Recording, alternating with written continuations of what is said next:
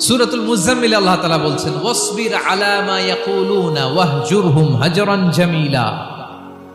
ওরা যাই বলুক আপনি ধৈর্য ধারণ করুন, ওদের কথাকে ইগনোর করুন, just ignore what they are saying to you. যা বলে আপনি জাস্ট ইগনোর করেন। ওরা বিষ্ণু ঈসা ইসলামের মনোবলকে ভেঙে দেওয়ার জন্য কখনো বিষ্ণু ঈসা ইসলামকে কবি বলে গালি দিত। কবি কি বলতো? শায়ের। কখনো বলতো মজনুন, পাগল। নাউজুবিল্লাহ পড়বেন না?